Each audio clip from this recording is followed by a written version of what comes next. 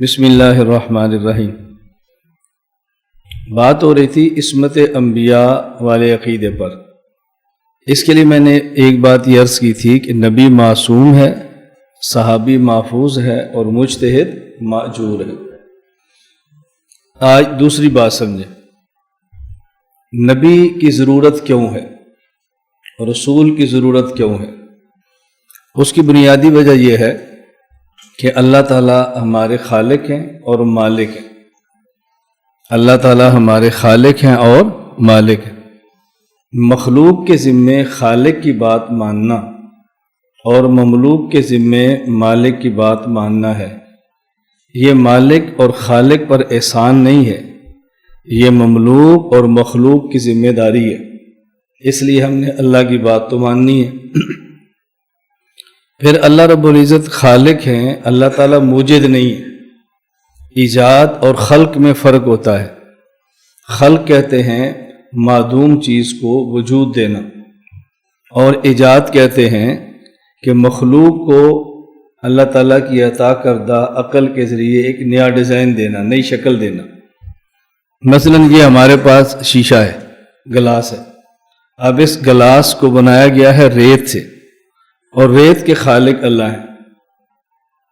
یہ ریت سے بنتا ہے۔ کیسے بنتا ہے؟ میں نے فیکٹری میں جا کے خود دیکھا ہے۔ ریت سے لے کر شیشہ بننے تک پورا سسٹم میں نے خود جا کر دیکھا ہے۔ اس کے خالق اللہ ہے اور اس کا موجد انسان ہے۔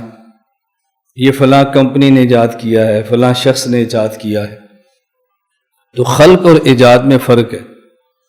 موجد اس کا تب تک مالک ہے جب تک اس کو بیچ نہ دے۔ جس کمپنی نے اس کو بنایا ہے وہ اس کی مالک ہے۔ جب اس نے بیچ دیا، کمپنی کی ملک ختم ہو گئی اور خریدار کی ملک شروع ہو گئی۔ لیکن اللہ تعالیٰ موجد نہیں ہے، اللہ تعالیٰ خالق ہے۔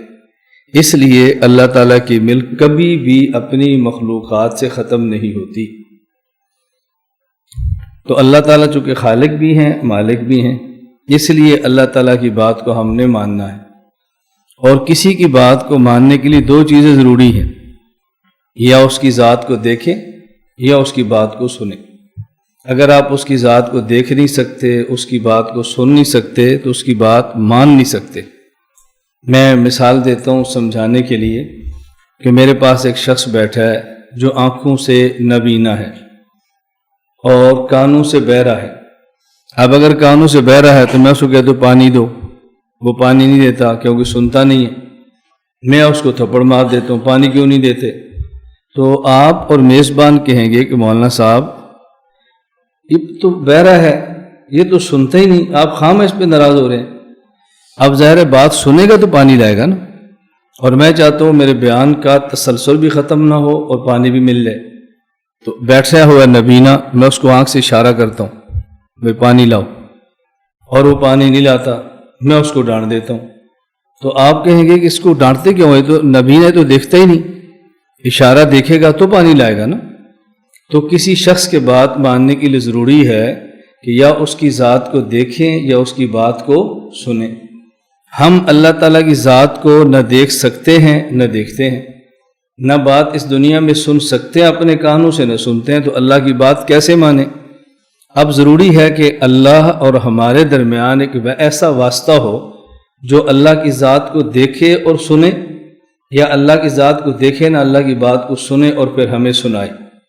اس واسطے کا نام ہے نبی اور رسول۔ وہ یا اللہ کو دیکھتا ہے یا سنتا ہے، اور پھر اللہ کی بات مخلوق کو سنا دیتا ہے۔ اس لیے نبی کی ضرورت ہے کہ نبی خالق اور مخلوق کے درمیان واسطہ ہوتا ہے۔ اب آپ کے ذہن میں ایک سوال آئے گا کہ نبی براہ راست اللہ سے بات کرے، ایسا تو نہیں ہے۔ حضرت موسیٰ علیہ السلام کلیم اللہ ہیں، اللہ سے براہ راست بات کی ہے، اور رسول اللہ صلی اللہ علیہ وسلم نے بات کی ہے، اور نبی کریم صلی اللہ علیہ وسلم کے علاوہ اللہ کو کسی نے دیکھا ہو اس کے ہم قائل بھی نہیں ہیں۔ تو نبی تو اللہ کو دیکھتا نہیں ہے سوائے ہمارے پیغمبر کی، اور نبی براہ راست اللہ کو سنتا بھی نہیں ہے سوائے موسیٰ علیہ السلام اور ہمارے پیغمبر کے۔ تو نبی کی ضرورت تو اس لیے تھی کہ مخلوق اللہ کی ذات کو دیکھ نہیں سکتی، اللہ کی بات کو سن نہیں سکتی، تو درمیان میں واسطہ چاہیے۔ یہ جو واسطہ ہے یہ بھی اللہ کی بات کو نہیں سن رہا، تو پھر فرق کیا ہوا؟ یہ جو درمیان میں واسطہ ہے نبی اور رسول، یہ بات سنتا ہے جبریل کی، جبریل سنتا ہے اللہ کی، اور ہم سنتے ہیں اس نبی کی، نبی سنتا ہے جبریل کی۔ تو بلا واسطہ اللہ کی بات کو تو نبی بھی نہیں سن رہا، نبی بالواسطہ سن رہے، ہم بھی بالواسطہ سن رہے، پھر نبی نے ضرورت پوری کیسے کی ہے؟ اس کا اچھی طرح جواب سمجھیں۔ سننے کا مطلب یہ ہے کہ اللہ تعالیٰ براہ راست ہم سے خطاب کریں، ہم اس کے متحمل نہیں ہیں، اس لیے ایسے واسطے کی ضرورت ہے کہ جس کو اللہ خطاب کرے۔ کبھی خطاب کہتے ہوتا ہے ما کان لبشر ان یکلمہ اللہ الا وحیا او من وراء حجاب او یرسل رسولا، کبھی اللہ پیغمبر کے دل میں براہ راست کو بات کو ڈال دیتا ہے، اور کبھی اللہ رب العزت پیغمبر سے براہ راست بات کر لیتا ہے، درمیان میں حجاب ہوتا ہے، اور کبھی اللہ تعالیٰ فرشتے کو بھیج کے پیغمبر سے خطاب کرتا ہے، جس سے اللہ دل میں بات ڈالے وہی، یا فرشتے کو بھیج کے بات کرے تو نبی، بلا واسطہ یا بلا واسطہ خود بات کرے تو نبی۔ تو پوری مخلوق میں ایک شخص ایسا ہے جو بشر ہے، انسان ہے، انسانیت کی ہدایت کے لیے ہے، اللہ تعالیٰ خطاب اس سے فرماتے ہیں، وہ خطاب آگے بندوں سے کرتا ہے، اور کبھی کبھی اللہ تعالیٰ مزید اس کی توضیح کو خود فرماتے ہیں، قل یا ایھا الکافرون قل ان کنتم تحبون اللہ، قل، اس طرح قل سے خطاب فرماتے ہیں، کبھی صاف فرماتے ہیں آپ ان کو یہ بات سمجھا دو، آپ یہ بات ان کو فرما دو۔ کبھی قل کا لفظ نہیں ہوتا، لیکن مفہوم یہی ہوتا ہے کہ جو پیغام ہم نے آپ کو دیا ہے یہ پیغام آپ آگے امت کو دے۔ اور اللہ تعالیٰ کی وحی کا ہر سینہ متحمل نہیں ہوتا، ہر بندے کے بس میں نہیں ہے کہ براہ راست اللہ تعالیٰ کے کلام کا متحمل ہو۔ اس لیے ہم کہتے ہیں کہ براہ راست اگر اللہ تعالیٰ کلام فرما دیتے تو بندہ اس کلام کا متحمل تھا ہی نہیں۔ لو انزلنا ھذا القرآن علی جبل لرأیتہ خاشعا متصدعا من خشیۃ اللہ، کہ اگر ہم اس قرآن کو براہ راست پہاڑ پہ اتار دیں تو پہاڑ پھٹ جائے، برداشت نہیں کر سکتا۔ تو اگر پہاڑ نہیں برداشت کر سکتا تو امت کا 8 سال کا بچہ کیسے برداشت کر سکتا ہے؟ یہ کیسے اس کو سہ لے گا؟ اس پر سوال بھی ہے کہ جس کلام اللہ کو پہاڑ نہیں اٹھا سکتا تو 8 سال کا بچہ کیسے اٹھا لیتا ہے؟ قاری محمد طیب رحمۃ اللہ علیہ میں نے کئی بار سمجھایا کہ جواب دیتے ہیں فَإِنَّهُ نَزَّلَهُ عَلَىٰ قَلْبِكَ، اگر اللہ کا جلالی کلام براہ راست پہاڑ پہ آتا تو پہاڑ برداشت نہ کرتا۔ اللہ اپنے جلالی کلام کو پہلے حضرت محمد صلی اللہ علیہ وسلم کے جمالی سینے پر اتارتے ہیں، پھر جمالی زبان سے نکالتے ہیں، پھر امت کا 8 سال کا بچہ بھی اٹھا لیتا ہے۔ تو اللہ کا جلالی کلام یہ جمال نبوت کی برکت ہے کہ انسان اٹھا سکتا ہے، جمال نبوت درمیان سے نکال دیں تو بندہ اس کلام کو اٹھانے کا متحمل نہیں ہے۔ تو یہ میں نے اس لیے وضاحت کی ہے کہ نبی کی ضرورت کیا ہے، نبی کے بغیر بات کیوں نہیں ہوتی۔ نمبر 3، اب دلائل سماعت فرمائیں قسمت انبیاء پر۔ ہمارے پاس دلائل 4 قسم کے۔ نمبر 1 قرآن کریم کی آیات، نمبر 2 رسول اکرم صلی اللہ علیہ وسلم کی احادیث، نمبر 3 امت کا اجماع، اور نمبر 4 عقلی دلیل، جسے آپ قیاس بھی کہتے ہیں، عقلی دلیل۔ یہ 4 قسم کے دلائل ہیں عصمت انبیاء پر۔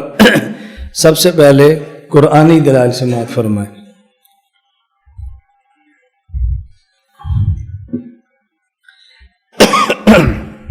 دلیل نمبر 1 سورۃ الاحزاب آیت نمبر 21، لَقَدْ كَانَ لَكُمْ فِي رَسُولِ اللَّهِ أُسْوَةٌ حَسَنَةٌ، اللہ رب العزت نے حضرت پیغمبر پاک صلی اللہ علیہ وسلم کی ذات گرامی کو پوری انسانیت کے لیے اسوہ حسنہ، بہترین نمونہ قرار دیا ہے۔ اور اسوہ حسنہ آپ تب ہی بن سکتے ہیں جب آپ کی اپنی ذات معصیت سے پاک ہو۔ اسوہ حسنہ تبھی بن سکتے ہیں کہ آپ خود گناہ نہ کرتے ہو۔ اس کے لیے ضروری ہے کہ پیغمبر پاک صلی اللہ علیہ وسلم کی ذات معصوم ہو اور آپ کی ذات پاک ہو۔ یہاں ایک بات اچھی طرح سمجھ لیں، لَقَدْ كَانَ لَكُمْ فِي رَسُولِ اللَّهِ أُسْوَةٌ حَسَنَةٌ، پیغمبر کی ذات تم سب کے لیے اسوہ ہے۔ یہ تم میں حضرات بھی شامل ہیں، خواتین بھی شامل ہیں، مرد بھی شامل ہیں، عورتیں بھی شامل ہیں، لیکن ہر ایک کے لیے پیغمبر اسوہ ہیں، اس کا معنی یہ نہیں ہے کہ جو کام پیغمبر پاک نے فرمایا ہے وہی کام مرد کرے گا اور وہی کام عورت کرے گی۔ اس کا معنی یہ ہے کہ حضور پاک صلی اللہ علیہ وسلم کے افعال اور آپ کے اقوال یہ امت کے لیے اسوہ حسنہ ہیں۔ یہ دیکھیں کہ آپ نے کیا فرمایا اور کس کے لیے فرمایا، یہ دیکھیں کہ آپ نے کیا کیا اور کس کے لیے کیا۔ جو بات آپ نے مردوں کے لیے فرمائی وہ مرد کریں، جو بات خواتین کے لیے فرمائی وہ خواتین کریں، جو کام آپ نے مردوں کے لیے فرمایا وہ کام مرد ہی کرے، وہ کام خواتین نہ کریں۔ اس کی وضاحت بہت ضروری ہے۔ جس طرح بعض لوگوں کو دھوکہ رکھا ہے سلو کمار ایتمونی اسلی والی حدیث سے کہ مرد عورت کی نماز میں فرق نہیں، کیونکہ رسول اکرم صلی اللہ علیہ وسلم نے خطاب دونوں کو فرمایا ہے۔ تو اسی طرح اگر کسی کو دھوکہ لگے اس آیت سے تو پھر آپ کیا کریں گے؟ آپ کوئی خاتون اس نے ہاتھ میں عصا لاٹھی پکڑی ہو، سر پہ پگڑی باندھی ہو، گریبان کا چاک اس نے کھولا ہو، شلوار اس نے ٹخنوں سے اوپر رکھی اور بازار میں آ جائے، پوچھو یہ کیا؟ تو جو قرآن کہتا ہے لقد کان لکم، اللہ کے نبی تم سب کے لیے اسوہ حسنہ ہے، میرے لیے بھی ہے میرے شوہر کے لیے بھی ہے۔ تو اللہ کے نبی پگڑی باندھتے تھے میں نہیں باندھ لیے، اللہ کے نبی اصحاب رکھتے تھے میں نے بھی رکھ لیے، آپ کا بٹن کھلا ہوتا تھا میں نے بھی کھول لی ہے، آپ کی شلوار ٹخنے سے اوپر سے میں نے بھی کر لی ہے۔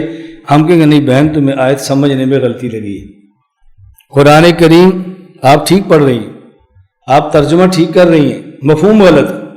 اب وہ خاتون ہمارے اوپر فتویٰ لگائے کہ سارے لوگ قرآن کے مخالف ہیں، دیکھو قرآن نہیں مانتے، ہم اسے اور دوسروں کو سمجھائیں گے کہ یہ جو قرآن پڑھ رہی ہے ہم اس کو بھی مانتے ہیں، یہ جو قرآن کریم کا ترجمہ کر رہی ہے ہم اس کو بھی مانتے ہیں، لیکن جو مطلب بیان کر رہی ہے ہم اس مطلب کو نہیں مانتے۔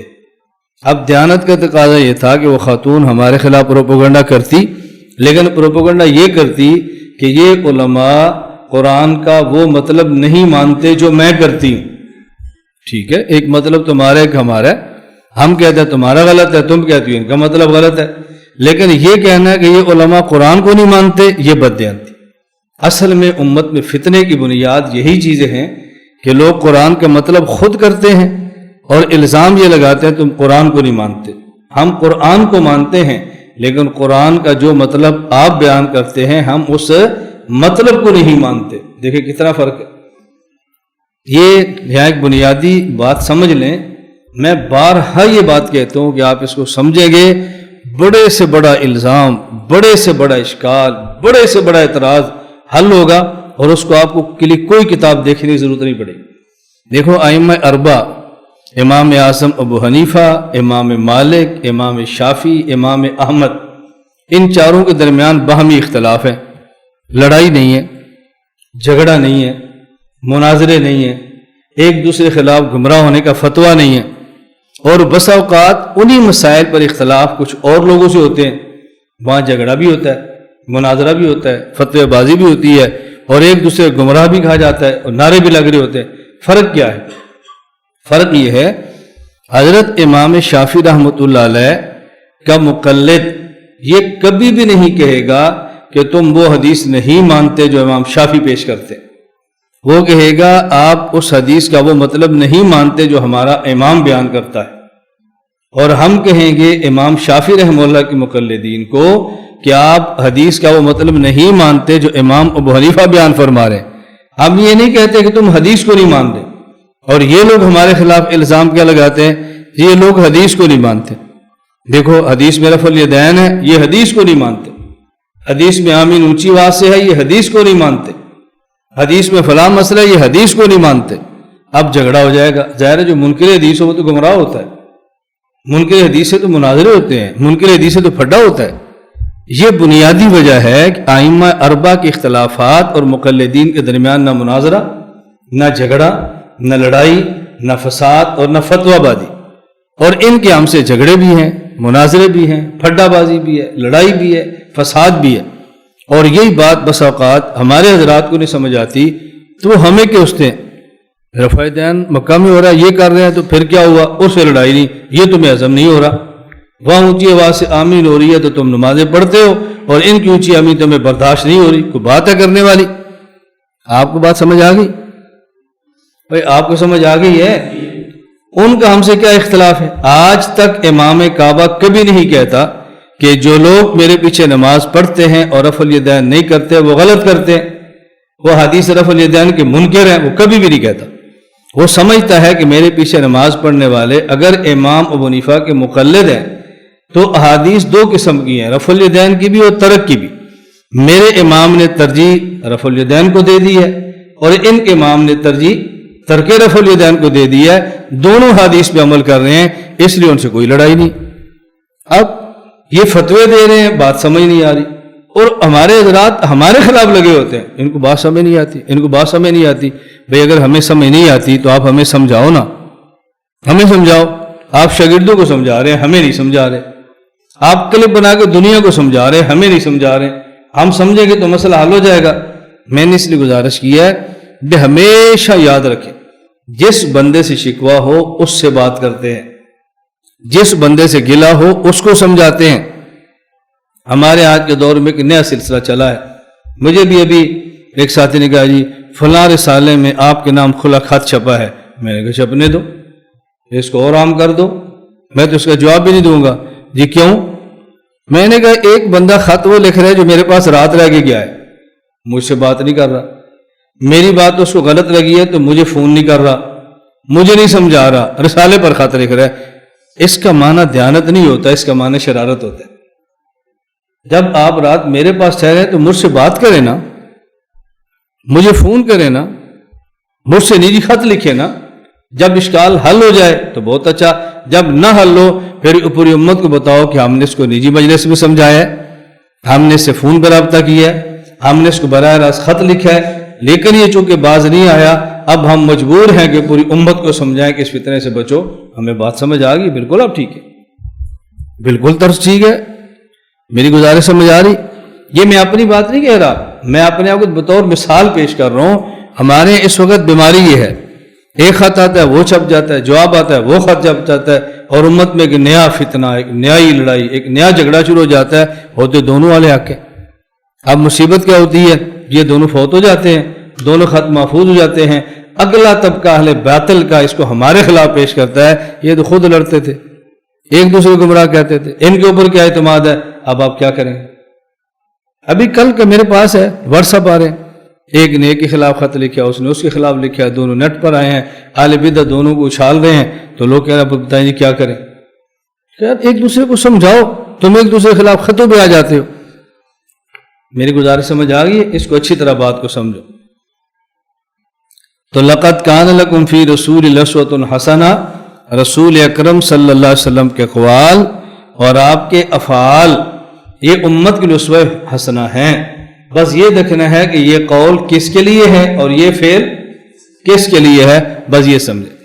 دلیل نمبر 2 سورہ یونس آیت نمبر 15، وَإِذَا تُتْلَى عَلَيْهِمْ آيَاتُنَا بَيِّنَاتٍ قَالَ الَّذِينَ لَا يَرْجُونَ لِقَاءَنَا ائْتِ بِقُرْآنٍ غَيْرِ هَٰذَا أَوْ بَدِّلْ قُلْ مَا يَكُونُ لِي أَنْ أُبَدِّلَهُ مِنْ تِلْقَاءِ نَفْسِي إِنْ أَتَّبِعُ إِلَّا مَا يُوحَىٰ إِلَيَّ۔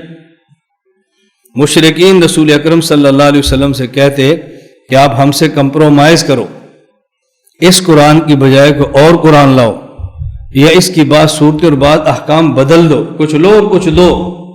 اللہ کے نبی نے فرمایا یہ نہیں ہو سکتا، یہ نہیں ہو سکتا۔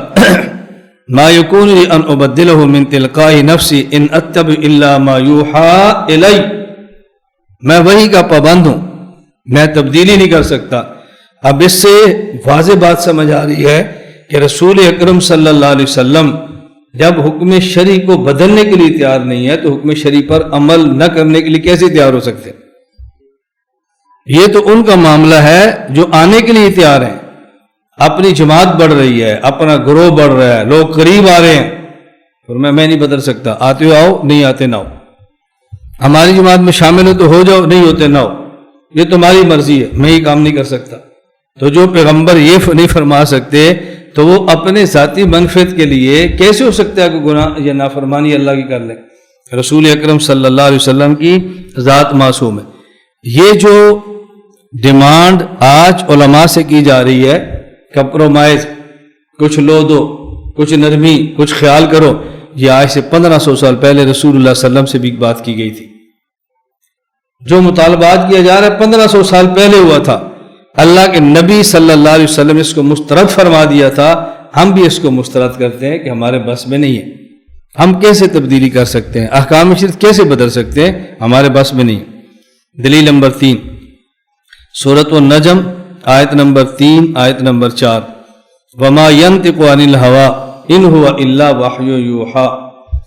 اللہ رب العزت نے رسول اکرم صلی اللہ علیہ وسلم کے بارے میں یہ بات صاف لفظوں میں فرمائی کہ ہمارے پیغمبر پاک صلی اللہ علیہ وسلم کوئی بات بھی اپنی خواہش اور اپنی مرضی سے نہیں فرماتے، جو بات فرماتے ہیں اللہ کی وحی سے فرماتے ہیں، اللہ کی وحی کے بغیر آپ گفتگو نہیں فرماتے۔ اب اللہ کی وحی میں تو غلطی نہیں ہو سکتی، اللہ کی وحی میں تو جھوٹ نہیں ہو سکتا، اللہ کی وحی میں تو معصیت نہیں ہو سکتی، اس لیے ہم کہتے ہیں کہ رسول اکرم صلی اللہ علیہ وسلم یہ معصیت سے پاک ہے۔ کیوں؟ ایک ہے بولنا اور ایک ہے کرنا، آدمی کرتا کم ہے بولتا زیادہ ہے، اور جس کا بولنا بغیر وحی کے نہیں ہو سکتا تو اس کا کرنا بغیر وحی کے کیسے ہوگا؟ اس لیے پیغمبر پاک صلی اللہ علیہ وسلم نہ ہی وحی کے بغیر بولتے ہیں اور نہ ہی وحی کے بغیر کرتے ہیں، اللہ کے نبی معصوم ہیں۔ ہاں اس پر ایک سوال ذہن نشین فرما لیں کہ رسول اکرم صلی اللہ علیہ وسلم بسا اوقات ایک اجتہاد فرماتے ہیں، اللہ اس کو ختم فرما دیتے، ایک جملہ آپ نے فرمایا اور بعد میں اس کی تردید آ گئی، بات آپ نے اس بات کو ختم کر دیں، اس کو بدل دیں، یہ بات آپ کو نہیں کہنی چاہیے تھی، آپ نے کیوں ایسی بات فرمائی ہے؟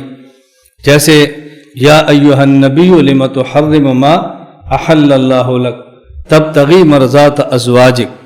رسول اکرم صلی اللہ علیہ وسلم کا معمول مبارک یہ تھا کہ آپ عصر کے بعد ازواج مطہرات کے ہاں تشریف لے جاتے، تھوڑی تھوڑی دیر ایک زوجہ کے ہاں ام المومنین کے ہاں تھوڑا تھوڑا وقت، ایک مرتبہ آپ تشریف لے گئے تو ایک کے ہاں تھوڑا وقت زیادہ لگ گیا، تو دوسری زوجہ نے نبی پاک صلی اللہ علیہ وسلم کی بیوی ام المومنین، اب ایک دو نے مشورہ کی اور اللہ کے نبی جب تشریف لائے تو انہوں نے کہا حضور آپ کے منہ سے بو آ رہی ہے، آپ نے کیا فرمایا؟ گوند کھائی، زفیر گوند۔ اب یہ مقصد کیا تھا؟ اصل میں تو یہ تھا کہ وہاں زیادہ دیر کیوں رکے ہیں، سوکن ہے نا، زیادہ دیر کیوں رکے ہیں؟ تو حضور نے فرمایا میں تو شہد پی ہے، فرمایا یہ تو دوسری بو آ رہی ہے، تو حضور نے غصے میں آ کر یہ قسم اٹھا لی کہ آئندہ میں شہد نہیں پیوں۔ قرآن کریم کی آیت نازل ہو گئی، شہد پینا تو حلال ہے، آپ نے اپنے اوپر حرام کیوں کر لیا؟ یا ایھا النبی لم تحرم ما احل اللہ لک، یعنی میں گیا تھا ملنے کے لیے، تھوڑی دیر رکا ہوں، اس نے شہد پلائی جس تھوڑا وقت زیادہ لگ گیا، تو اب اس کی دل جوئی کے لیے، کیونکہ اس نے شہد کے بہانے مجھے تھوڑی دیر کے لیے زیادہ روک لیا ہے اور اس کے تھوڑا سا دل ٹوٹا ہے، لہذا میں قسم کا تو آئندہ میں شہد نہیں کھاؤں گا تاکہ یہ خوش ہو جائے۔ پورا مفہوم ذہن میں آ گیا؟ تو یہ خوش کرنے کے لیے آپ نے قسم اٹھا لی، تو اللہ نے فرمایا یا ایھا النبی لم تحرم ما احل اللہ لک تبتغی مرضات ازواجک، آپ نے بیوی کو خوش کرنے کے لیے حلال شہد کو حرام کر دیا۔ قد فرض اللہ لکم تحلۃ ایمانکم، آپ قسم اپنی کفارہ دیں۔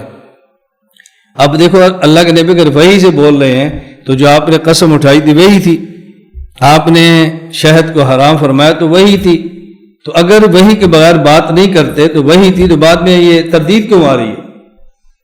اس کا دیکھو ایک جو آپ ذہن نشین فرما لیں کہ رسول اکرم صلی اللہ علیہ وسلم کا اجتہاد بغیر اللہ کے چاہنے کے نہیں ہے، یہ بالکل ایسے ہی ہے کہ جیسے ایک آیت اللہ نازل فرماتے ہیں وہ اللہ کی چاہت ہوتی ہے اور بعد میں اس آیت کے جگہ پر ایک اور آیت آ جاتی ہے اور پہلی آیت کے حکم منسوخ کر دیا جاتا ہے۔ اب پہلی بات بھی اللہ کی چاہت سے ہے، دوسری بات بھی اللہ کی چاہت سے ہے، اس نے پہلی بات کو ختم کر دیا۔ نبی پاک صلی اللہ علیہ وسلم کا پہلا فرمانا ہم کہتے ہیں ایسے جیسے منسوخ آیت ہے، اور دوسرا آپ کو حکم آ جانا ایسے جیسے ناسخ آیت ہے، تو منسوخ آیت کو لے کر یہ نہیں کہہ سکتے کہ اللہ کو پہلے الیاس باللہ پتہ نہیں تھا، یہ کیسے حکم دے دیا، نہیں، اللہ کے علم میں تھا، لیکن اللہ تدریجاً احکام نازل فرماتے ہیں۔ جس طرح ایک مریض حکیم کے پاس جائے تو مریض کو اس کا حکیم کہتا ہے کہ آپ تھوڑا سا چائے لے لیں اور ایک ساتھ بسکٹ لے لیں، اس سے زیادہ بھی آپ دودھ بھی استعمال نہ کریں، ٹھیک ہے؟ 15 دن بعد جاتا ہے پھر حکیم سے کہتے ہیں آپ دودھ لے لیں اور ساتھ ڈبل روٹی کھا لیا کریں، 15 دن پھر جاتا ہے تو وہ اس کو کہتے ہیں بھی آپ ایسا کریں آپ دلیا کھانا شروع کریں. 15 دن پہ پھر جاتا ہے تو حکیم صاحب کہتے ہیں اب آپ پراٹھا بھی کھا لیں. اب مریض حکیم سے کہہ دے یار تو کیسا بیوقوف ہے, یہ بات جو 1.5 مہینے بعد تھی تو پہلے دن ہی کھلا لیتا, یہ تجھے 10 دن بعد پتہ چلا کہ میرا معدہ ٹھیک ہو گیا. اب حکیم کے علم میں ہے جتنا کو اس کا علم ہے, اپنے تجربے کی روشنی میں کہ اس کے معدے کی بیماری نے تدریجاً ٹھیک ہونا ہے اور اس کے معدے نے تدریجاً اچھی خوراک کا متحمل ہونا ہے. ابھی کمزور خوراک کھا سکتا ہے, طاقتور خوراک کا متحمل نہیں. اب یہ حکیم پر کوئی اعتراض نہیں ہے. اسی طرح اللہ کے بھی علم میں یہ اس حکم کے متحمل آج ہیں, کل اس کے متحمل ہے, پرسوں اس کے متحمل ہے. وہ تدریجاً پہ حکم اللہ تعالیٰ تبدیل فرماتے رہتے ہیں. اور حکم کیا ہے؟ ما ننسخ من آیت ننسها نأتی بخیر منہا او مثلہا. آنے والا حکم یا پہلے سے بہتر ہوتا ہے یا پہلے جیسا ہوتا ہے, پہلے سے کمزور نہیں ہوتا. یہ جو حکیم خوراک تبدیل کراتا ہے تو آنے والی خوراک پہلے سے کمزور ہوتی ہے یا پہلے سے طاقتور ہوتی ہے؟ پہلے سے طاقتور ہوتی ہے. جس طرح حکیم جسم کا ہوتا ہے اور وہ جسمانی معدے کو جو ٹھیک کرتا جاتا ہے تو خوراک طاقتور دیتا جاتا ہے.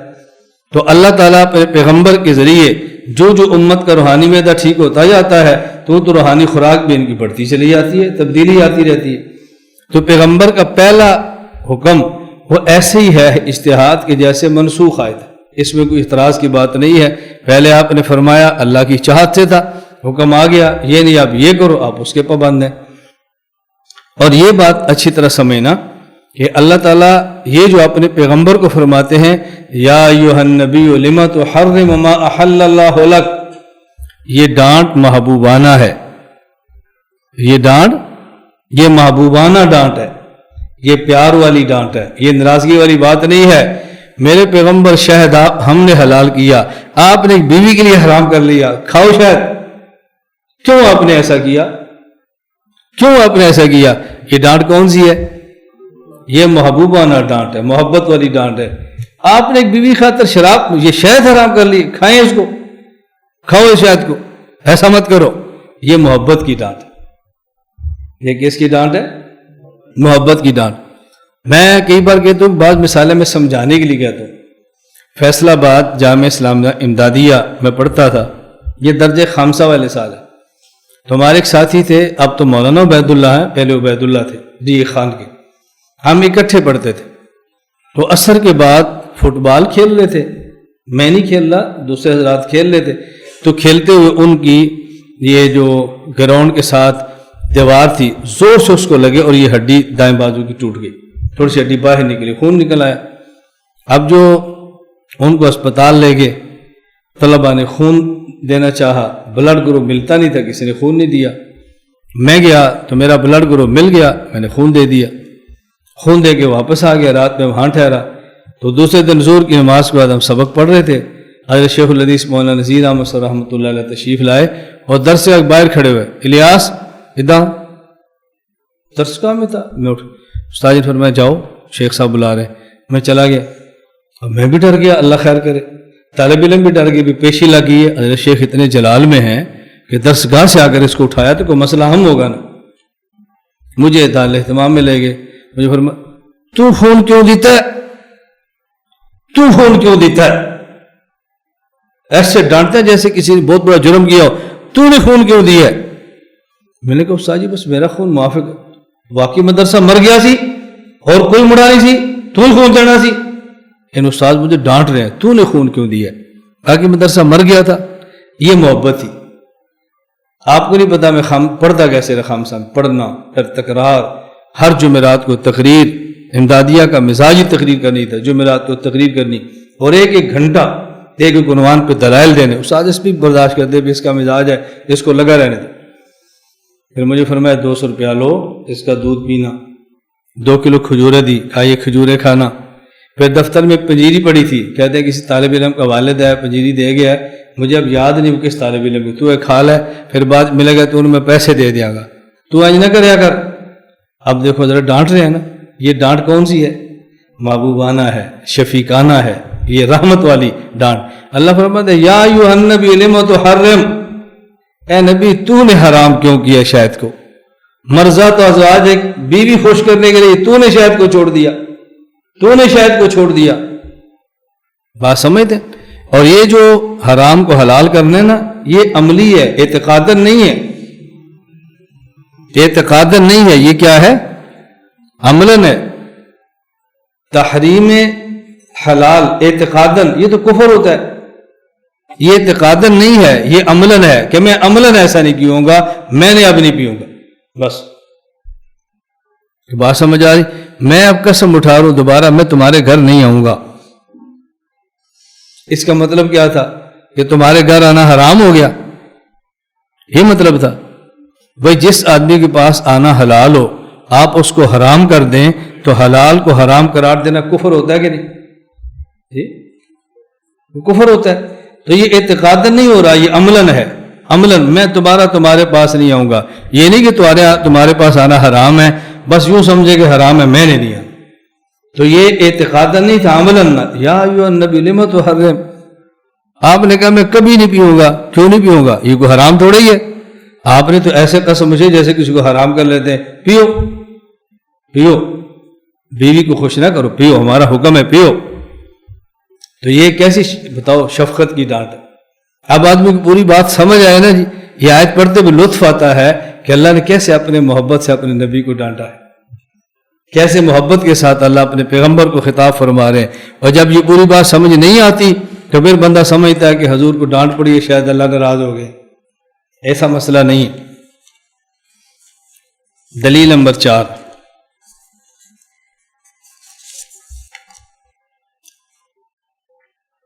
دلیل نمبر 4 سورۃ الحشر آیت نمبر 7، وما آتاکم الرسول فخذوہ وما نہاکم عنہ فانتہوا. جس بات کا پیغمبر تمہیں حکم دے اس پر عمل کرو اور جس بات سے منع کرے اس سے رک جاؤ. یہ عطا بمانا امرا ہے، عطا بمانا امرا ہے. دلیل نہا، نہیون کے مقابلے میں امرن آتا ہے، اس لیے اتیان بمقابلہ امرن ہے کہ جس بات کا نبی حکم دے اس پہ عمل کرو اور جس سے منع کرے اس سے باز آ جاؤ. جب یہ عطا بمانا امرا ہے تو پھر امرا فرما دیتے، عطا کیوں فرمایا ہے؟ اس کی وجہ یہ ہے کہ اس آیت میں ایک تو مسئلہ بتانا تھا مال فے والا اور ایک اصول بتانا تھا. تو لفظ ایسے لائے کہ جیسے مسئلہ بھی آ گیا اور اصول بھی آ گیا. ایک ہوتا ہے مال غنیمت جو جنگ کے بعد ملے، اور ایک ہوتا ہے مال فے بغیر جنگ کے فتح ملے اور مال حاصل ہو جائے. تو جو اس غزوے میں بغیر جنگ لڑے فتح مل گئی تھی تو یہاں کا مال فے تھا. اب مال فے کا حکم اور ہوتے ہیں، مال غنیمت کے احکام تھوڑا سا فرق ہوتا ہے. فرمایا ما آتاکم الرسول فخذوہ، تم نے جنگ تو لڑی نہیں ہے، خون تو بہا نہیں ہے، زخم تو لگے نہیں ہے، اس لیے تم یہ مت کو مجھے اتنا دو تو مجھے اتنا دو، جتنا نبی لے لے بس ٹھیک ہے، جتنا نہ دے یہ بھی ٹھیک ہے. تمہارا استحقاق کیا، تم لڑے تھوڑے ہی ہو. ما آتاکم الرسول، تو اس میں عطا کہنے میں یہ مسئلہ آ گیا کہ جتنا نبی دے مال فے، اور عطا بمانا چونکہ امرا ہے تو اصول سمجھ آ گیا کہ یہ مسئلہ مال فے کا نہیں ہے. یہ ہمیشہ کا ضابطہ یاد رکھو کہ جس بات کا پیغمبر حکم دے کر لو اور جس سے منع فرمائے سے تم باز آ جاؤ، اس لیے عطا بمانا امرا ہے. اور تیسری بات یہ سمجھے کہ یہ جو فرمایا نا کہ جو دیں عطا بمانا امرا، فخذو، خذو بھی امر ہے، اور آگے ما نہاک مانو فانتہو، فانتہو بھی امر ہے. اس کا معنی یہ نہیں ہے کہ جو بات پیغمبر فرمائیں اس کو کرنا واجب ہے، جس بات سے منع کرے اسے رکنا فرض ہے، یہ معنی نہیں ہے. رسول اکرم صلی اللہ علیہ وسلم نے جو امر دیا ہے تو کس درجے میں دیا ہے؟ اگر آپ کا حکم ہے استحباب کے درجے میں تو عمل کرنا مستحب ہے. اگر آپ نے حکم دیا ہے سنت موقدہ کے درجے میں تو پھر عمل کرنا سنت موقدہ ہے. اور اگر آپ نے حکم دیا ہے وجوب کے درجے میں تو عمل کرنا واجب ہے. اسی طرح جو آپ نے منع فرمایا تو منع فرمانے کا مطلب کیا ہے؟ اگر یہ منع فرمانا استحباباً تھا کہ نہ کرو تو بہتر ہے، کر لو تو ٹھیک ہے، اب یہاں رکنا مستحب ہوگا. اور اگر منع کرنا آپ کا یہ وجوب کے ضروری تم نے نہیں کرنا، مت کرو، اب رکنا اس سے واجب ہو جائے گا. تو اس کا معنی ہرگز یہ نہیں ہے کہ ہر حکم پر عمل کرنا واجب ہے اور ہر نہیں سے رکنا ضروری ہے اور کرنا حرام ہے۔ یہ دیکھیں کس درجے کا حکم ہے اور کس درجے کی نہیں ہے، بس اسی کی ترتیب سے چل۔ رسول اکرم صلی اللہ علیہ وسلم سنتیں پڑھنے کی ترغیب دے رہے ہیں، نوافل پڑھنے کی ترغیب دے رہے ہیں، فرائض پڑھنے کی بھی بات فرما رہے ہیں، لیکن تہجد کا درجہ اور ہے، سنت موقدہ کا درجہ اور ہے، فرض کا درجہ اور ہے، اور وتر کا درجہ اور ہے۔ دلیل نمبر 5، اتأمرون الناس بالبر وتنسون انفسکم، سورۃ البقرہ آیت نمبر 44۔ کیا تم لوگوں کو حکم دیتے ہو نیک کام کرنے کا اور خود نیک کام نہیں کرتے؟ خود نیک جب اپنی باری آتی ہے تو حکم کو بھول جاتے ہو، خود نیک کام نہیں کرتے۔ یہاں اللہ رب العزت یہ بات فرما رہے ہیں کہ واعظ کو عمل کرنا چاہیے، یہ نہیں فرمایا کہ بے عمل کو واعظ نہیں کرنا چاہیے، دونوں میں فرق ہے۔ یہ سمجھانا مقصود ہے کہ تم واعظ بھی کرتے ہو، تقریر بھی کرتے ہو تو عمل بھی کرو، یہ نہیں فرمایا اگر عمل نہیں کرتے تو تقریر نہ کرو۔ دنیا میں ایک نبی کی ذات معصوم ہے، باقی کوئی بھی معصوم نہیں۔ اگر اس کا یہ معنی ہو کہ بے عمل آدمی واعظ نہ کرے تو پھر تو پیغمبر کی ذات کے علاوہ کسی کے لیے واعظ کرنا جائز ہی نہ ہو، سوائے چند ایک حضرات کے، جائز ہی نہ ہو۔ حالانکہ واعظ تو ضروری ہے، تو دو باتیں الگ ہیں، ایک ہے واعظ کا بے عمل ہونا اور ایک ہے بے عمل کا واعظ ہونا۔ واعظ کو بے عمل ہونے سے منع کیا گیا ہے، بے عمل کو واعظ بننے سے منع نہیں کیا گیا۔ واعظ کرنا مستقل عمل ہے اور نیک عمل کرنا مستقل عمل ہے۔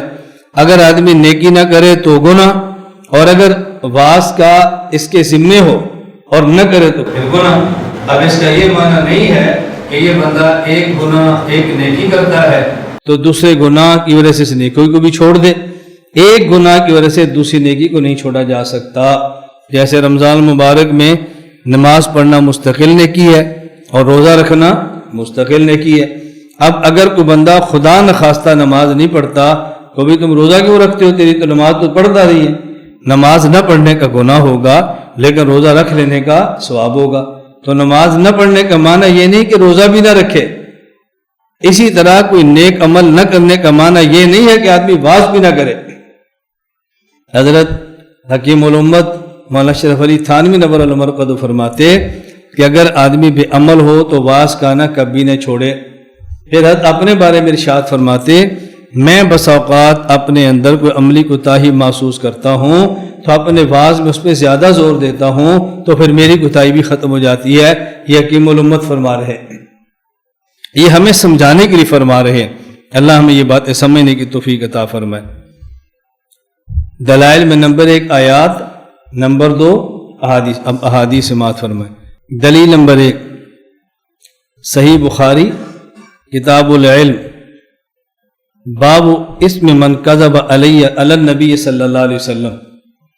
حضرت ابو ہریرہ رضی اللہ تعالیٰ عنہ فرماتے ہیں کہ نبی کریم صلی اللہ علیہ وسلم فرمایا، من کذب علی متعمدا فلیتبوأ مقعدہ من النار، جو شخص جان بوجھ کر مجھ پر جھوٹ بولے، یعنی حدیث میری نہ ہو اور میری طرف منسوب کرے، تو اس شخص کو چاہیے کہ اپنا ٹھکانہ جہنم میں بنا لے۔ اب ایک ہے نبی کریم صلی اللہ علیہ وسلم کی طرف غلط بات کی نسبت کرنا، اور ایک ہے الیاذ باللہ خود آپ کا غلط بات فرمانا۔ جو پیغمبر اپنی طرف غلط بات کی نسبت برداشت نہیں فرماتے تو بتاؤ وہ پیغمبر پاک خود کیسے غلط بات فرما سکتے ہیں؟ یہ کیسے ہو سکتا ہے؟ تو جھوٹ کی نسبت آپ کی طرف ایک بہت بڑا جرم ہے، تو خود پیغمبر پاک کے بارے میں ہم کیسے سوچ سکتے ہیں کہ رسول اکرم صلی اللہ علیہ وسلم سے ایسا ہو سکتا ہے؟ تصور بھی نہیں کیا جا سکتا۔ ہاں فرق اتنا ضرور ہے کہ ایک ہے، میں نے پہلے بھی عرض کیا، بولنا، اور ایک ہے کرنا۔ اقوال بنسبت افعال کے ہر بندے کے زیادہ ہوتے، ہم روزانہ کام تھوڑے کرتے ہیں اور بولتے زیادہ ہیں، اس لیے رسول اکرم صلی اللہ علیہ وسلم نے زیادہ تر بات بولنے کی فرمائی ہے، بولنے کی بات فرمائی۔ دلیل نمبر 2، حضرت ابو ہریرہ رضی اللہ تعالیٰ عنہ فرماتے ہیں نبی کریم صلی اللہ علیہ وسلم نے ارشاد فرمایا من اطاعنی فقد اطاع اللہ ومن یعصنی فقد عصى اللہ۔ یہ حدیث صحیح مسلم کتاب الامارہ باب وجوب اطاعت الامراء فی غیر معصیۃ و تحریمہا فی معصیہ کے اندر موجود ہے۔ رسول اکرم صلی اللہ علیہ وسلم نے فرمایا کہ جس شخص نے میری بات مانی اس نے یوں سمجھو کہ اللہ کی بات مانی، اور جس نے میری نافرمانی کی تو اس نے سمجھو کہ اللہ تعالیٰ کی نافرمانی کی ہے۔ نبی کریم صلی اللہ علیہ وسلم کی اطاعت اللہ کی اطاعت ہو، اور آپ کی معصیت اور نافرمانی اللہ کی معصیت اور نافرمانی ہو، یہ تبھی ہو سکتا ہے جب آپ خود معصیت سے پاک ہوں۔ آپ کی ہر بات کو ماننا اللہ کی بات کو ماننا ہے، اور آپ کی کوئی بھی نافرمانی اللہ کی نافرمانی ہے، یہ تب ہو سکتا ہے کہ جب رسول اکرم صلی اللہ علیہ وسلم کی ذات معصیت سے پاک، ورنہ تو آپ کی اطاعت اللہ کی اطاعت، اس کا مطلب کچھ نہیں بتا۔ دلیل نمبر 3، حضرت عبداللہ بن عمر رضی اللہ عنہ فرماتے ہیں كنت اكتب كل شيء اسمعه من رسول اللہ صلی اللہ علیہ وسلم اريد حفظه، کہ جو بات اللہ کے نبی فرماتے میں اس کو یاد کرنے کے لیے لکھ لیتا، کہ بعد میں کہ بھولنا نہ ہو تو یاد کیسے کروں گا، میں لکھ لیتا۔ فنہتنی قریش، مجھے قریش نے کہا ایسا نہ کیا کرو، ہر بات نہ لکھا کرو۔ اتکتب كل شيء تسمعه ورسول اللہ صلی اللہ علیہ وسلم بشر یتکلم فی الغضب والرضا، اللہ کے نبی صلی اللہ علیہ وسلم بشر ہیں، کوئی بات آپ غصے میں کہتے ہیں، کوئی بات آپ خوش ہو کر فرماتے ہیں، فصل کا دان غصے میں ایک بات ایسی کہہ دیتے ہیں جو نہیں کہنی چاہیے، تو تم وہ بھی لکھتے ہو، ہر بات نہ لکھا کرو۔ کہنے پر ہم سب کو کتاب تمہیں لکھنا چھوڑ دیا۔ فذکرت ذلک لرسول اللہ صلی اللہ علیہ وسلم، میں نبی کریم صلی اللہ علیہ وسلم کے سامنے اس بات کا ذکر کیا کہ حضور میں بات لکھتا تھا اور مجھے بات لوگ یہ کہہ کر روک کے میں نے لکھنا چھوڑ دیا۔ فأوما بإصبعه إلى فيه، نبی پاک صلی اللہ علیہ وسلم نے اپنی انگلی مبارک سے اپنے منہ مبارک کی طرف اشارہ کیا، إلى فيه، منہ کی طرف، اور فرمایا اکتب، لکھا کرو۔ فوالذی نفسی بیدہ ما یخرج منہ الا حق، میں اس ذات کی قسم اٹھا کر کہتا ہوں جس کے قبضہ قدرت میں محمد کی جان ہے، اس منہ سے جو بھی نکلتا ہے حق ہی نکلتا ہے۔ میں غصے میں بات کروں تب بھی حق کہتا ہوں، اور میں حالت رضا میں بات کروں تب بھی حق کہتا ہوں، میں حق ہی کہتا ہوں، اس لیے تم ہر بات لکھا کرو۔ تو رسول اکرم صلی اللہ علیہ وسلم نے یہ بات فرمائی، کیوں؟ جو پیغمبر حالت غضب میں بھی مغلوب الحال ہو کر غلط بات نہ فرمائیں، تو بتاؤ وہ پیغمبر عام نارمل اور روٹین کی حالت میں غلط بات کیسے فرما سکتے؟ آدمی غصے میں اس کے اعصاب ساتھ چھوڑ جاتے ہیں، غصے میں آدمی کا کبھی دماغ کام چھوڑ جاتا ہے، غصے میں آدمی کبھی کا بی پی ہائی ہو جاتا ہے، اور وہ کام کر گزرتے نہیں کرنے چاہیے، لیکن ہمارے پیغمبر اس حالت میں بھی ایسی بات نہیں فرماتے جو خلاف واقع ہو، ایسا کام نہیں فرماتے جو مناسب نہ ہو اور غلط ہو، کبھی نہیں فرماتے۔ تو عام حالت میں آپ کیسے بات ایسی فرما سکتے ہیں جو غلط ہو؟ اس لیے رسول اکرم صلی اللہ علیہ وسلم کی ذات اقدس معصوم ہے، اقوال میں بھی اور افعال میں بھی۔ دلیل نمبر 4، یہ جو اوپر تھی حدیث، حدیث پاک سنن ابی داؤد کتاب العلم باب فی کتابت العلم کے اندر موجود ہے۔ دلیل نمبر 4، حضرت رسول اکرم صلی اللہ علیہ وسلم کے پاس ایک یہودی آیا اور اس نے آپ سے کچھ پیسوں کا تقاضا کیا کہ میرے پیسے تھے آپ دیں۔ نبی کریم صلی اللہ علیہ وسلم فرمایا کہ میں نے تجھے تیرے پیسے دے دیے۔ اس نے کہا بینہ، تو کوئی دلیل پیش کریں، کوئی گواہ پیش کریں۔ حضرت خزیمہ بن ثابت انصاری رضی اللہ تعالیٰ عنہ اچانک وہاں آ گئے، تو انہوں نے کہا انا اشہد انہ قد قضاک، میں گواہی دیتا ہوں کہ رسول اللہ صلی اللہ علیہ وسلم نے تجھے تیرے پیسے ادا کر دیے۔ حضور پاک صلی اللہ علیہ وسلم پوچھا وما یدری، تجھے کیا پتا میں نے پیسے دیے؟ تو موقع پر موجود ہی نہیں تھا، آپ نے کیسے گواہی دے دی؟ تو انہوں نے کہا انی اصدقک بعظم من ذلک، اصدقک بخبر السماء، اللہ کے نبی تو زمین کی خبریں ہیں، تجارت کے پیسے ہیں، میں تو اسے بڑی بڑی خبریں جو آسمان کی ہیں اس کی تصدیق کرتا ہوں۔ چلو زمین پر ہم پھرتے ہیں، آپ کو دیکھتے ہیں، آسمان پر نہ جا سکتے ہیں نہ جاتے ہیں، نہ جبریل کو آتا دیکھتے ہیں نہ جاتا دیکھتے ہیں، پھر بھی آپ فرماتے وحی آئی ہے میں فوراً تصدیق کرتا ہوں۔ تو ہم آسمان سے آنے والی خبروں کی تصدیق کر سکتے ہیں، تو زمین والی خبر کی تصدیق کیوں نہیں کر سکتے؟ فَأَجَادَ رسول اللہ صلی اللہ علیہ وسلم شہادتہ بشہادت رجلین، ایک حدیث میں ہے اللہ کے نبی نے فرمایا من شہد لو خزیمۃ فہو حسبہ، اللہ کے نبی نے فرمایا کہ خزیمہ کی گواہی ایک کی دو کے قائم مقام ہے، یہ تو خزیمہ کا اللہ کے نبی نے اعزاز دیا ہے۔ اب دیکھو رسول اکرم صلی اللہ علیہ وسلم کی اس بات کو حضرت خزیمہ بغیر ثبوت کے، بغیر دیکھے، بغیر کسی گواہی کے تصدیق کر رہے۔ اس کا مطلب کیا ہے کہ اگر حضرت خزیمہ کے ہاں نبی پاک صلی اللہ علیہ وسلم کی ذات معصوم نہ ہوتی تو آپ یوں تصدیق نہ کرتے۔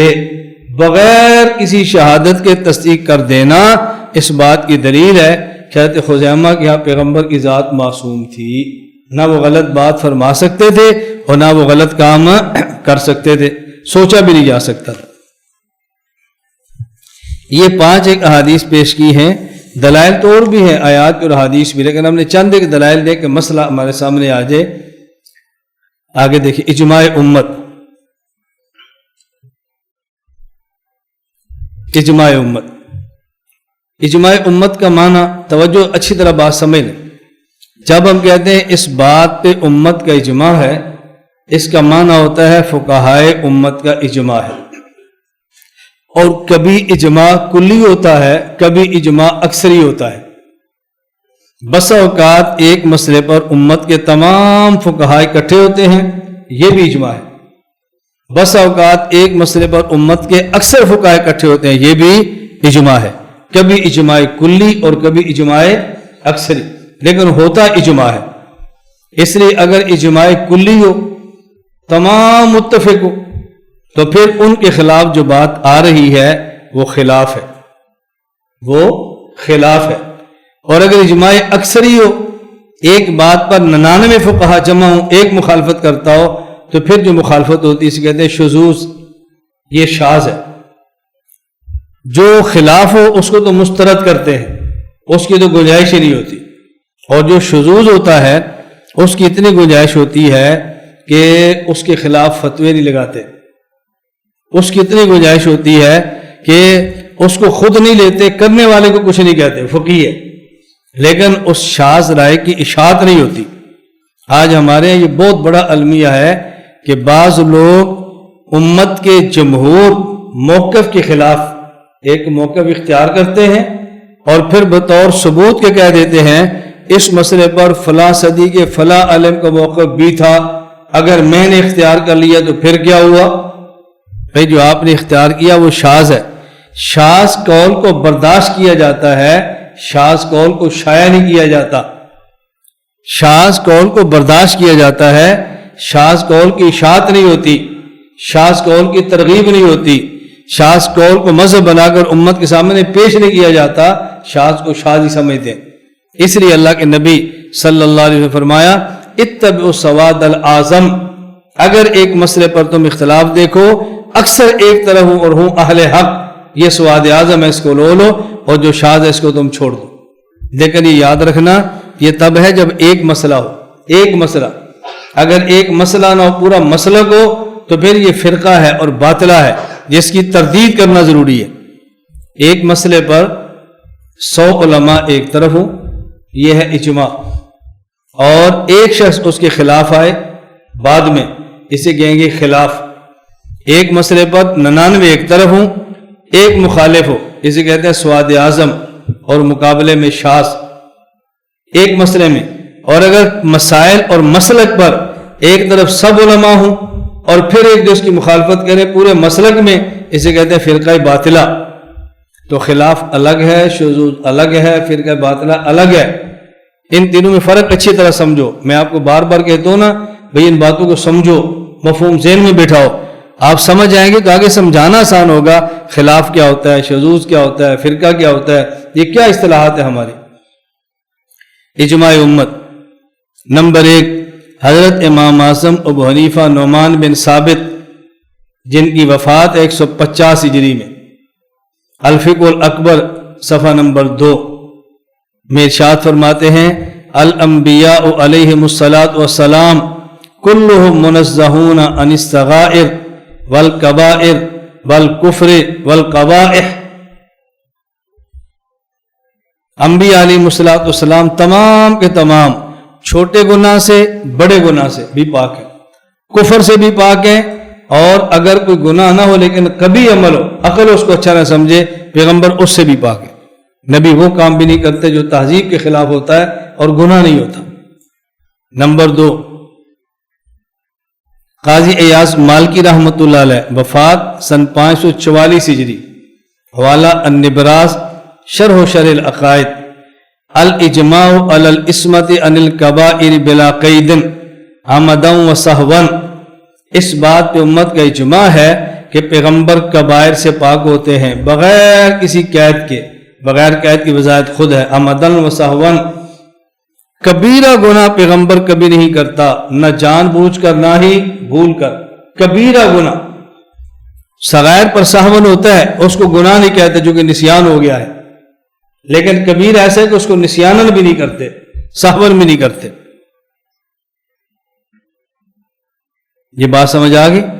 آگے دیکھو، امام ابو عبداللہ محمد بن احمد الانصاری القرطبی، وفات 671 ہجری، تفسیر الجامع لاحکام القرآن، سورۃ الانبیاء کی آیت ففہمناہا سلیمان، اس کے تحت تحریر فرماتے ہیں ذہب الجمہور فی ان جمیع الانبیاء صلوات اللہ علیہم معصومون عن الخطأ والغلط فی اجتہادہم.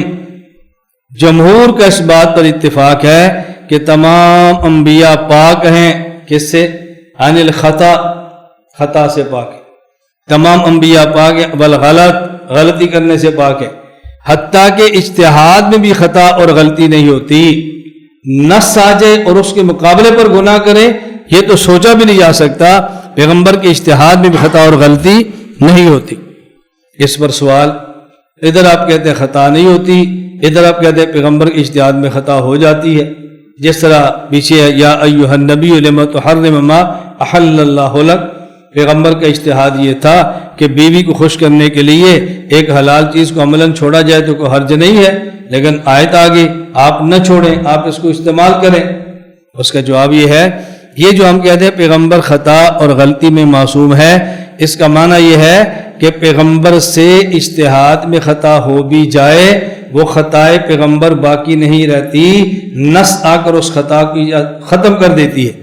پیغمبر کے اجتہاد کی یا تصدیق ہو جاتی ہے، یا پیغمبر کے اجتہاد میں خطا ہو تو اس کی بعد میں اللہ رب العزت کی طرف سے تردید ہو جاتی ہے. خطائے پیغمبر کبھی باقی نہیں رہتی. ایک بار مجھ سے ایک بندے نے سوال کیا کہ جی حضرت علی رضی اللہ تعالیٰ عنہ، حضرت معاویہ رضی اللہ تعالیٰ عنہ، یہ دونوں لڑے ہیں، ان میں حق پر کون ہے، ان میں باطل پر کون ہے؟ میں نے کہا دونوں حق پر ہیں. یہ کیسے ہو سکتا ہے کہ دونوں لڑیں اور دونوں حق پر ہوں؟ میں نے کہا اگر میں قرآن کریم سے ثابت کروں کہ دو بندوں کا آپس میں جھگڑا ہوا ہے اور دونوں حق پر ہیں، پھر کہاں جی؟ میں نے کہتے موسیٰ حضرت ہارون علیہ السلام، دونوں کا جھگڑا ہوا ہے، اور موسیٰ علیہ السلام حضرت ہارون کی براہ راست داڑھی اور سر کے پکڑ سے، بالوں سے پکڑ کے گھسیٹ رہے ہیں. حضرت علی اور معاویہ کی آپس میں ایسی لڑائی نہیں ہوئی جو ان دو نبیوں کی ہو رہی ہے. اور ہارون علیہ السلام عرض کر رہے ہیں یا ابن ام لا تاخذ بلحیتی ولا براسی، میری ماں کے بیٹے، میرا آپ کا رشتہ ہے، مجھے سر کے بال اور داڑھی سے پکڑ کے گھسیٹتے کیوں ہو؟ مجھ سے سنو تو صحیح، میں نے کیوں ایسے کیا؟ میں کیوں خاموش رہوں؟ وجہ تو پوچھو. میں نے کہا مجھے بتاؤ ان میں حق پر کون ہے، باطل پر کون؟ کہنے جی دونوں حق پر ہیں. میں نے کہا تو کہہ رہا جب دو لڑیں تو ایک حق پر ہوتا ہے ایک باطل پر ہوتا ہے، ہو ہی نہیں سکتا دونوں حق پر ہوں پھر بھی لڑائی ہو. یہ تو ثابت ہو گیا. مجھے کہنے لگا جی آخر ان کی تو پھر لڑائی اور اختلاف ختم ہو گیا تھا نا. میں نے کہا کیوں؟ کہا جی اس لیے کہ وہی آ گئی تھی. میں نے کہا پھر موقف ہمارا ٹھیک ہوا نا کہ پیغمبر پر وہی آتی ہے اور غیر نبی پر وہی نہیں آتی. حضرت علی پر وہی نہیں آتی، پھر ہمارا موقف ٹھیک ہوا نا. دو نبیوں میں اختلاف ہوا، وہی آ گئی تو اختلاف ختم ہوا، اور بعد میں نہ وہی آئی نہ اختلاف ختم ہوا. پیغمبر کے اجتہاد کے خلاف وہی آ جاتی ہے تو پیغمبر کے اجتہاد کی خطا ختم کر دیا جاتا ہے. پھر ہمارا موقف ٹھیک ہوا نا کہ غیر نبی پر وحی نہیں آتی، تم تو غیر نبی کو معصوم مان کے وحی کے بھی قائل ہو، کہ پھر تو ہمارا موقف ٹھیک ہوا۔ اور یہ بات سمجھ آ گئی۔ یہاں میں اس ساتھیوں کے بطور علمی لطیفہ کی عرض کیا کرتا ہوں، آج مفتی رشید احمد صاحب رحمۃ اللہ علیہ ناظم آباد کراچی دارالفتہ حضرت یہ سوال فرمایا کرتے رہے، کبھی علماء آتے نا فرماتے بھئی ایک سوال کا جواب دو۔ ہمارے ہاں منطق میں نتیجہ دینے کے لیے کتنی شکلیں؟ 16۔ ان میں ایک ہے شکل رابع، جو سب سے بہترین اور جلدی نتیجہ دیتی ہے۔ شکل رابع میں کیا ہے؟ ایک ہے صغرا، ایک ہے کبرا۔ ان میں حد اوسط صغرا میں محمول اور کبرا میں موضوع، یعنی پہلے جملے میں خبر اور دوسرے میں مبتدا، جسے ہم کہتے ہیں یہ مبتدا اور یہ خبر ہے، تو منطق میں کہتے ہیں یہ موضوع ہے اور یہ محمول ہے، پہلے جملے کو صغرا اور دوسرے کو کبرا۔ تو حد اوسط صغرا میں پہلے جملے میں محمول یعنی خبر ہوتا ہے، اور دوسرے جملہ کبرا میں مبتدا یعنی موضوع ہوتا ہے۔ آپ اس کو نکال دو تو نتیجہ ٹھیک نکلتا ہے۔ یہ تو سمجھ آ گئی۔ حضرت فرماتے دیکھو، الغلط غلط، الغلط الغلط بسکون اللام والغلط بفتح اللام، الغلط غلط، یہ ٹھیک ہے یا صحیح ہے؟ یہ جملہ بالکل ٹھیک ہے، یعنی لفظ غلط یہ ٹھیک، لفظ غلط یہ غلط ہے، لفظ غلط کہنا یہ ٹھیک ہے۔ ایک ہوتا ہے لفظ خلف، ایک ہوتا ہے خلف۔ جب آپ کہتے ہیں نا خلف سکون اللام، اسے کہتے ہیں نہ اہل، فخلف من بعد میں خلف اضاء الصلاۃ، اور جب کہتے ہیں نا خلف بفتح اللام، اس کا معنی ہوتا ہے اہل، لائق خلیفہ، جانشین اچھا ہے۔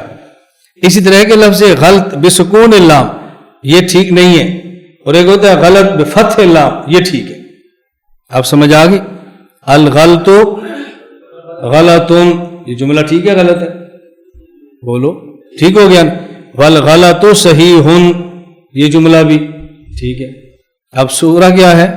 الغلط غلط کبرا، والغلط صحیح، نتیجہ الغلط صحیح، صغرا بھی ٹھیک ہے کبرا بھی ٹھیک ہے، نتیجہ غلط کیوں نکلے؟ سوال سمجھ آ گیا؟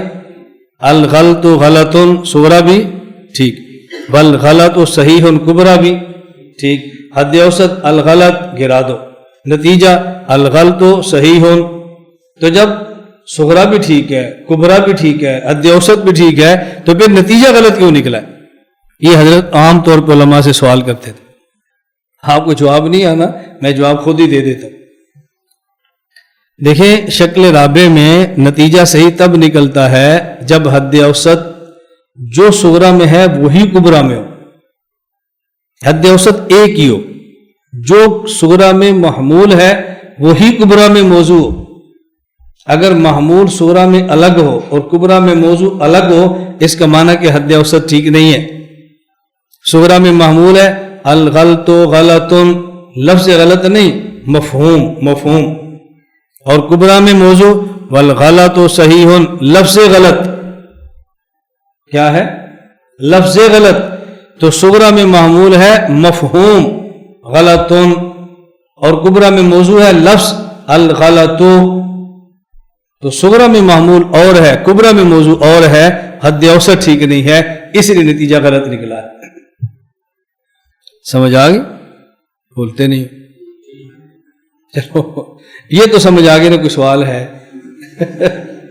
اتنی سمجھ آ گئی نا، کوئی سوال تو ہے، اتنی میں سمجھ آ گئی، چلو کوئی جواب تو ہے نا۔ آپ منطق تو تھوڑی تھوڑی تو پڑھی ہوتی ہے نا، یہ چھوٹی چھوٹی نا تفسیر المنطق پڑھ لو، عیسیٰ غوجی، مرقات، یہ چھوٹی چھوٹی گتبی، اس کے پڑھنے سے آدمی کم از کم ذہن بہت اچھا ہوتا ہے۔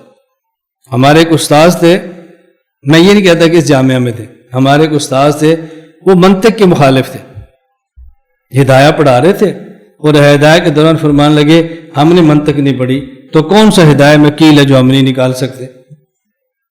اگر ہم نے منطق نہیں پڑھی تو کون سی ہمیں ہدایہ نہیں آتی؟ ہم نے منطق نہیں پڑھی، ہدایہ پھر بھی پڑھا لیتے، منطق لگا رکھی ہے۔ اس کے بعد ہمارے ایک استاد تشریف لائے جو منطقی تھے اور بہت نیک تھے، بہت نیک، بہت نیک، اس میں کوئی شک نہیں۔ جامعہ مدنیہ کریم پارک لاہور کے شیخ الحدیث مولانا قاسم صاحب، یہ صوفی سرور صاحب جامع اشرفیہ والے، ان کے داماد بہت نیک تھے، عجیب استاد تھی، میں نے پڑھا ان سے، میں نے قطبی ان سے پڑھی۔ ہم نے کہا ان کا سبق تھا بعد میں تو غالباً مسلم ثبوت کا تھا، تو میں نے کہا استاد جی ایک استاد ہے تو وہ فرماتے ہیں کہ ہم نے منطق نہیں پڑھی، ہم تو کتابیں پڑھا لیتے ہیں۔ استاد جی فرماتے اگر منطق پڑھی ہوتی تو اور اچھی پڑھا لیتے۔ بہت پیارے استاد، منطق پڑھی ہوتی تو اور اچھی پڑھا لیتے۔ ہم نے استاد جی قاسم صاحب کو کوئی مالش کراتے نہیں دیکھا، مالش نہیں کراتے تھے طلباء سے۔ استاد جی فرماتے کہ کبھی سر میں درد ہوتی ہے اور پانچ آنے، اس 4 آنے کی ہوتی تھی، ڈسپرین کھانے سے ٹھیک ہو جاتی ہے، تو طالب علم بیچارے سے آدھا گھنٹہ تیل لگوانے کی کیا ضرورت ہے، یہ تو ڈسپرین سے ٹھیک ہو جاتی ہے۔ حالانکہ جو طالب علم جاتا ہے وہ اس وجہ سے نہیں جاتا کہ سر میں درد ہے، وہ تو اپنے شوق سے لگا ہوتا ہے مجھے خدمت کا، ان کا ایک مزاج تھا۔ استاد جی گھر والے بیمار، ہاتھوں کا مسئلہ تھا، آپ یقین فرماؤ استاد جی آٹا خود گوندتے تھے، طالب علم سے نہیں گندواتے، خود گوندتے تھے۔ بیوی کی انگلی میں مسئلہ تھا، وہ پھوڑے تھے کچھ، خود گوندتے تھے۔ میں نے عجیب استاد جی دیکھے۔ ادھر پڑھا رہے ہیں بخاری جلد ثانی، ادھر پڑھا رہے ہیں تعلیم الاسلام، بخاری جلد ثانی، ادھر تعلیم الاسلام۔ تعلیم الاسلام کے بچوں کو لیتے جامعہ امدادیہ ٹوٹیوں پر جاتے اور پھر کھڑے ہو کر دکھاتے وضو کیسے ہوتا ہے۔ یہ ہے استاد۔ بخاری جلد ثانی پڑھائی جا رہی ہے، بچوں کو تعلیم الاسلام پڑھائی جا رہی ہے، تعلیم الاسلام والوں کو ٹوٹیوں پر لے کر گئے ہیں کہ بیٹا وضو ایسے ہوتا ہے۔ میں اس لیے اپنے مرکز میں میری خواہش ہے استاد بڑے درجے کا ہو، ایک سب اس کا چھوٹے درجے کا ہو۔ جب چھوٹے درجے کے طلباء بڑے استاد کی درسگاہ میں بیٹھتے ہیں نا، اس کے علم کا، تقوی کا اپنا ہی اثر ہوتا ہے، اس کا ایک اپنا ہی اثر ہوتا ہے۔ ابھی طالب علم کو نہیں محسوس ہوتا، غیر شعوری طور پہ اس کے اثرات آ رہے ہوتے ہیں۔ ایک وقت آتا ہے کہ اس کو سمجھ آتی ہوا کیا میرے ساتھ، کہ میرے اندر اعمال کی قوت کیسے آئی ہے، میں تبدیل کیسے ہوا ہوں، میرا ذوق کیسے بنا ہے۔ اصل میں بڑے استاد کی صحبت کا اثر ہوتا ہے، ابھی نہیں۔ آپ پڑھ رہے ہیں، میں آپ کو 12 کہتا ہوں، بہت ساری باتیں آپ کو سخت بھی لگے گی، نہیں محسوس ہوتی، ایک وقت آئے گا تھوڑا کر کے نا۔ ہمارے حضرت، میں نے کئی بار بتایا، حکیم صاحب رحمہ اللہ فرماتے، حضرت تھانوی رحمہ اللہ سے کسی نے پوچھا کہ بندہ ولی اچانک بنتا ہے یا مسلسل محنت سے بنتا ہے؟ حضرت فرماتے محنت ہوتی ہے لیکن بنتا اچانک ہے، جیسے ایک آدمی 15 سال لگتے ہیں بڑا ہونے میں لیکن بالغ 1 سیکنڈ میں ہو جاتا ہے۔ حضرت تھانوی سے کسی نے پوچھا جب ولی بنتا ہے تو پتہ چلتا ہے؟ فرماتا ہے جب بالغ ہوتا ہے پتہ چل جاتا ہے۔ اب دیکھو حضرت کی کیسی بندے کے پاس کوئی راستہ نہیں رہ جاتا انکار کرنے کا۔ یہ ہمارے مشائخ تھے۔ میں نے آپ سے کئی بار کہا، میں بہت ساری باتیں اس لیے نہیں کہتا، مجھے افسوس ہوتا ہے کہ اس بات کو علمی انداز میں سمجھنا چاہیے تھا، آپ اس کو غلط زاویے سے سننا شروع کرتے ہیں۔ میں کہنا چھوڑ دیتا ہوں یار یہ بات ان کو کیا سمجھانی، ان کو تو احساس ہی نہیں ہو رہا کہ اس کا زاویہ کیا ہے، اس کا پہلو کیا ہے، استاد نے بات کس انداز میں کی ہے۔ میں اساتذہ سے عرض کر رہا تھا، دیکھو لطیفے بازار کے لوگ بھی سناتے ہیں، لیکن وہ بازار کے لوگ لطیفے سناتے ہیں چسکے لینے کے لیے، شہوت کے لیے، خواہش کے لیے، سیکس کے لیے۔ اور اگر استاد شاگرد کو لطیفے سنائے، حاشا وکلا، وہ ان چیزوں سے پاک ہوتا ہے، اس کا مقصد کیا ہوتا ہے؟ بھائی تھوڑا سا کھل جائے، بورنگ اس کی ختم ہو جائے، ہنس لے، کھل جائے۔ اب دونوں میں کتنا فرق ہے؟ تو جو استاد کے لطیفے کو اس رنگ میں دیکھے گا، استاد کو چاہیے ایسے شاگرد کو کبھی لطیفہ نہ سنا۔ لطیفے کا مقصد تو راہ راست پہ لانا تھی، تو بگڑنا شروع ہو گیا، اب اس کو کیا لطیفہ سنانا ہے؟ اور اشکال جو آپ سمجھ آ گیا؟ نہ سمجھ آیا لیکن یہ تو پتہ چلا کوئی سوال ہے، اتنے سمجھے کوئی سوال ہے۔ حضرت ملا علی قاری رحمۃ اللہ علیہ کی وفات سن 1014 ہجری، المرقات شرح المشکات فرماتے ہیں، اجماع الصحابۃ رضی اللہ عنہم علی التأسی بہ صلی اللہ علیہ وسلم فی اقوالہ و افعالہ و سائر احوالہ۔ صحابہ کے اس بات پر اتفاق ہے، تأسی اسوۃ ان سے ہے، نبی کریم صلی اللہ علیہ وسلم کو اسوہ، نبی پاک کو اسوہ ماننا ہے۔ صحابہ کے اس بات پر اجماع ہے کہ حضور کی اطاعت کرنی ہے، حضور کو بڑا سمجھ کر آپ کی اقتداء کرنی ہے، تمام اقوال میں، افعال میں، تمام حالات میں، حتی فی کل حالاتہ من غیر بحث ولا تفکر، بغیر کسی گفتگو کے، بغیر کیل و کال کے، بل بمجرد علمہم او ظنہم بصدور ذالک عنہ، صرف اتنا گمان ہو جائے یہ بات حضور نے فرمائی ہے، بس یہ کام حضور نے کیا ہے، اتنی بات کا پتہ چل جائے تو صحابہ کا اجماع ہے کہ اس بات کو جانے نہیں دینا۔ سمجھ آ رہی؟ یعنی کسی بات کے بارے میں اتنا گمان یا علم ہو جائے یہ کام اللہ کے نبی نے کیا ہے، یہ بات اللہ کے نبی نے فرمائی ہے اور یہ بات حضور کی طرف سے بالکل ٹھیک ہے، اس کو عمل کرنا، اس کو زندگی میں لانا، اس پر صحابہ کا اجماع ہے، اس بات پر صحابہ کا اجماع ہو جانا اس بات کی دلیل ہے، دلیل قاطع علی اجماع علی عصمتہ، اس بات کی دلیل ہے کہ صحابہ کا اجماع ہے کہ پیغمبر معصوم ہے، وتنزہہ ان یجری علی ظاہرہ وباطنہ شیء، اور اس بات پر ان کا اجماع ہے کہ پیغمبر کا ظاہر اور باطن اس بات سے پاک ہے کہ نبی کے ظاہر اور باطن پر کوئی ایسی چیز آئے لا یتأسی بہ، جس کی اقتداء نہ کرنی ہو، ایسا نہیں ہو سکتا، مما لم یقم دلیل علی اختصاصہ، ہاں الا یہ کوئی ایسی دلیل مل جائے کہ جس سے پتہ چل جائے کہ یہ کام حضور کے ساتھ خاص ہے۔ یہ بات سمجھ آ گئی؟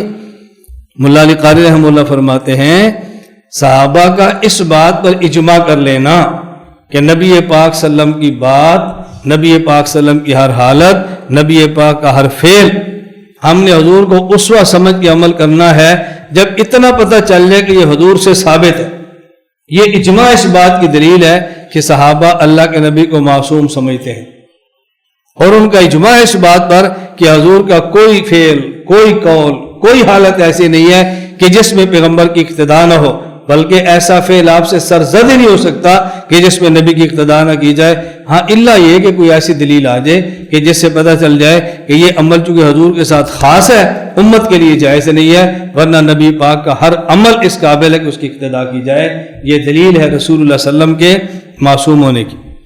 علامہ عبدالعزیز پرہاڑوی رحمۃ اللہ علیہ، وفات سن 1239 ہجری، النبراس میں فرماتے ہیں قال القاضی عیاض ذهب طائفة من محقق الفقهاء والمتكلمين الى العصمة عن الصغائر كالعصمة في الكبائر۔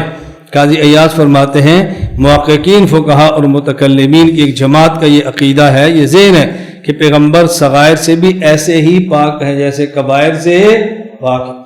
کبائر سے پاک ہونے پر تو سب کا اجماع ہے نا، الاجماع علی العصمۃ للکبائر بلا قید عمدا وسہوا، اور صغائر پر بھی ایک امت کا بہت بڑا طبقہ ایسا ہے کہ جس طرح پیغمبر سے کبیرہ گناہ نہیں ہوتا، اسی طرح پیغمبر سے صغیرہ گناہ بھی نہیں ہوتا۔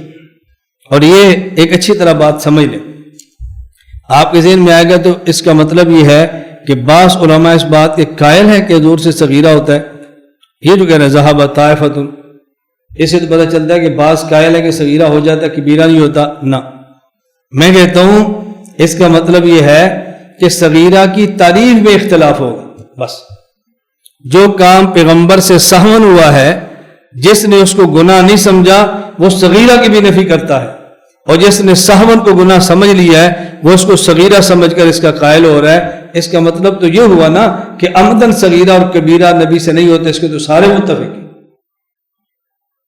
بات سمجھ آ رہی؟ جان بوجھ کر نہ صغیرہ ہوتا ہے اور نہ ہی کبیرہ، فرق کیا ہے؟ اگر کوئی نسیانن ہو گیا تو بعضوں نے نسیانن کو صغیرہ کہہ دیا، اور بعض نسیانن کو نسیان کہا، اس کو معصیت شماری نہیں کیا، نہ صغیرہ نہ کبیرہ، تو فرق تو صغیرہ کی تعریف میں ہوا نا، ورنہ اس کا معنی یہ ہے کہ جس کو معصیت سمجھا ہے اس کا کوئی بھی قائل نہیں، خواہ وہ صغیرہ ہو خواہ وہ کبیرہ ہو۔ مفتی اعظم پاکستان مفتی محمد شفیع رحمۃ اللہ علیہ، وفات سن 1396 ہجری، معرف القرآن آیت ولا تقربوا هذه الشجرہ، اس آیت کے تعلق لکھتے ہیں تحقیق یہ ہے کہ انبیاء علیہ السلام کی عصمت تمام گناہوں سے عقلاً اور نقلاً ثابت ہے۔ ائمہ اربعہ اور جمہور امت کے اس پر اتفاق ہے کہ انبیاء علیہ السلام تمام چھوٹے بڑے گناہوں سے محفوظ ہوتے ہیں، اور بعض لوگوں نے یہ کہا ہے کہ صغیرہ گناہوں سے بھی سرزد ہو سکتے ہیں، جمہور امت کے نزدیک صحیح نہیں۔ سمجھ آ گئی؟ جمہور کیا صحیح نہیں ہے، باقی جو کہتے ہیں اس کی میں نے توجیہ کر دی ہے کہ ان کا یہ توجیہ اس بنیاد پر وہ کہتے ہیں لا الہ الا اللہ لا الہ الا اللہ لا الہ الا اللہ ما لنا رب سوا لا الہ الا اللہ